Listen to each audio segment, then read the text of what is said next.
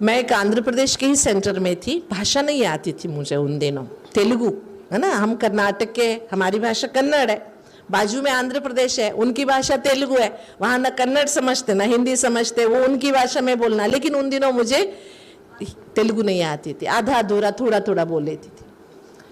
वहाँ पर नवरात्रों का समय था, ये नवरात्र में पालकियाँ उठती है ना सभी मंदिरों से, पालकियाँ जा रही थी तो वहाँ एक बहुत बड़ा मस्जिद था मुसलमानों का।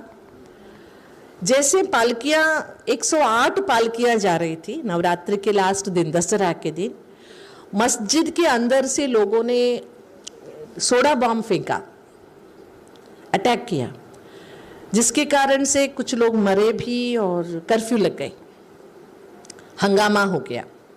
हम ऐसे मानिए कि ये मेन रोड है, यहाँ हंगामा हुआ, हम यहाँ रहते थे बाजार में, ऊपर सेंटर था, छोटा छोटा मकान था भाड़े पे लिया हुआ, एकदम कर्फ्यू लग गया बाजार में, आगे आग लग गई दुकानों को, बहुत हंगामा हो गया, हिंदू मुस्लिम का हो गया।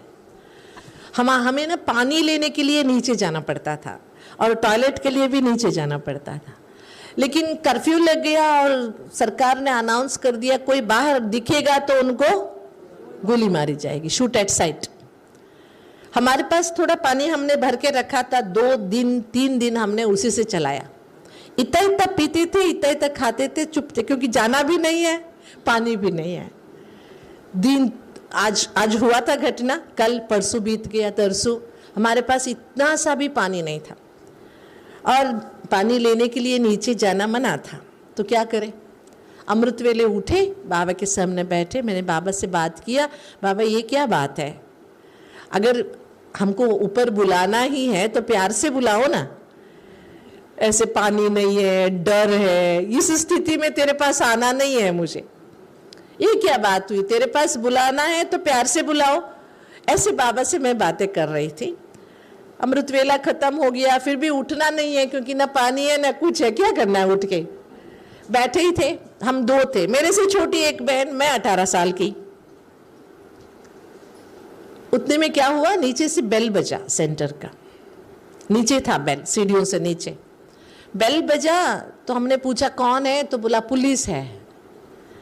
मैंने कहा पुलिस को तो खोलना नहीं है, पुलिस बहुत गंदे होते हैं, बचपन से यही विचार था ना, पुलिस बहुत गंदे होते हैं, उनको खोलना ही नहीं है। हमने खोलना नहीं है, हम नहीं खोलेंगे।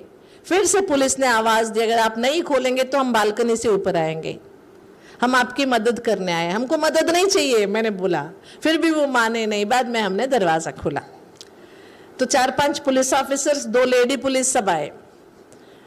वो आए, बोले आप अकेले रहते हो ना, आपको पानी चाहिए ना, हम आपको पानी ला के दे देंगे, सब्जी ला के दे देंगे, दूध ला के दे देंगे। आप टॉयलेट जाते, सच में मानिए, हम टॉयलेट जाते थे ना, हमारे आगे पीछे 2 बंदूक पकड़ के जाते थे, हमको ले जाते थे,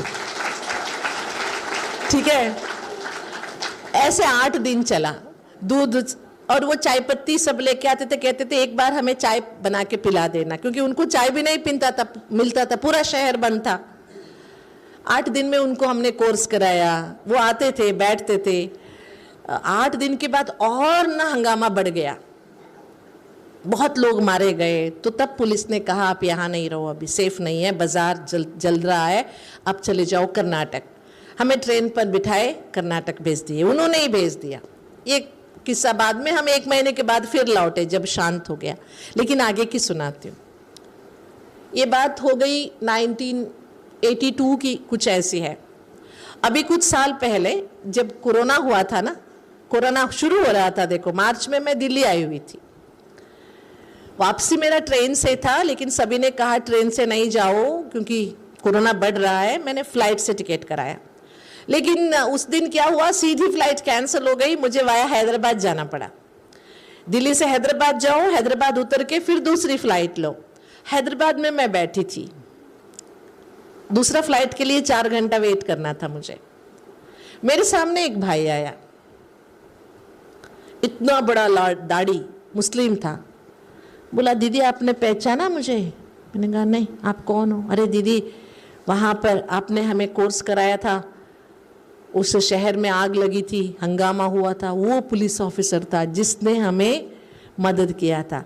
और उसने मदद क्यों किया था, ये किस्सा बहुत मजेदार है। मैंने उससे पूछा था, जब वो आया था हमारी मदद करने, मैंने पूछा आपको किसने भेजा, आपको कैसे पता चला, आप क्यों आए, कैसे आए? तो उसने कहा वो नमाज पढ़ रहा था सवेरे, उनका 4 बजे 4:45 बजे कुछ नमाज होता है ना, वो नमाज पढ़ रहा था। तब उसको ना 2 परिंदे दिखाई दिए सफ़ेद कपड़े वाले, और आवाज़ आया इन परिंदों को तेरी मदद की ज़रूरत है, जा। नमाज के बाद उसने अपने ऑफिसर से पूछा यहाँ कोई नन्स रहती है क्या, क्रिश्चियंस? जो मुझे सफ़ेद सफ़ेद 2 लड़कियां दिखाई दे रही है। किसने दिखाया ये? मैंने बाबा से गुहार की थी, बाबा ने उसको टच कराया और बाबा ने हमारी मदद की। वो भाई मुझे हैदराबाद में मिला इतने सालों के बाद, 40 साल के बाद मुझे हैदराबाद में मिला और बोला दीदी मैं आज भी उन दिनों 8 दिनों में जो आपने ज्ञान दिया था, उसके बाद मैंने ब्रह्मा कुमारी संस्था जाना शुरू किया। बक्का बाबा का बच्चा है, उनकी 2 बेटियां भी शादी नहीं की है, उनकी बेटी भी CRPF में BSP मतलब मिलिट्री में है। हम सभी ज्ञान में चलते हैं, लेकिन अभी अभी मैं मक्का जाके आया इसीलिए दाढ़ी रखा हूँ, ऐसे उसने बोला। इसलिए इससे क्या हमें सीखना है, परिस्थितियाँ तो आएगी, कलयुग में है ना हम, और कलयुग का अंत है, तो परिस्थितियाँ रोज रोज नई नई परिस्थितियाँ आएगी, लेकिन उस परिस्थिति में डरना नहीं है। हम अपने मन की स्थिति को क्या करना है, मजबूत बनाना है। कैसे भी परिस्थिति आए हमें हिलना नहीं है, मजबूत रहना है और बाबा के दिखाए हुए रास्ते पे हमें चलते चलना है।